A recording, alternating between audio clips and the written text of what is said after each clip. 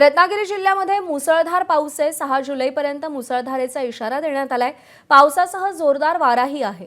दमदार पावसामुळे नद्यांच्या पाणी पातळीतही कमालीची वाढ होतीये। दरम्यान नागरिकांनी सतर्कता बाळगावी असं आवाहन प्रशासनानं केलंय।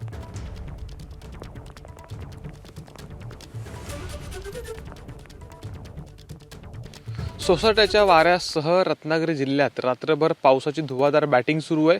जिल्ह्यातल्या अनेक भागांमध्ये जोरदार पावसानं हजेरी लावली आहे। साधारणपणे काल दिवसभर हा पाऊस कमी अधिक प्रमाणामध्ये होता, पण रात्रीमध्ये पावसाचा जोर वाढलाय आणि परिणामी सध्या नद्यांच्या पाणी पातळीमध्ये कमालीची वाढ झाली आहे। तसं म्हटलं तर जिल्ह्यातल्या प्रमुख नद्यांचा विचार केल्यास जगबुडी नदी वगळता इतर कुठल्याही नद्या यांना पूर आला नाहीये किंवा त्या धोक्याच्या पातळीवरून वाहताना दिसत नाहीयेत।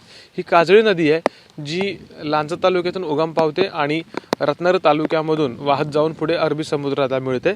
पावसाची जर आकडेवारी बघितली तर वार्षिक सरासरीच्या साधारणपणे 22% पाऊस आत्तापर्यंत झालेला आहे आणि गेल्या वर्षाच्या तुलनेमध्ये हा आकडा कमी आहे। याचं कारण असं की गेल्या वर्षी हाच आकडा साधारण 32% घरामध्ये आत्तापर्यंत होता आणि समाधानकारक कोसळत असलेला पाऊस, सरींवरती चांगला कोसळत असलेला पाऊस पाहता शेतीच्या कामांची सध्या लगबग आपल्याला प्रत्येक ठिकाणी दिसून येते। कोकणात भात शेतीची जी लावणी आहे ती उरकण्याकडे सध्या सर्वांचा कल आहे, शेतकऱ्यांचा कल आहे आणि हवामान विभागाने दिलेला पावसाचा इशारा पाहता सध्या घाटमाथ्यांचा प्रवास टाळा असं आवाहन देखील जिल्हा प्रशासनानं केलंय।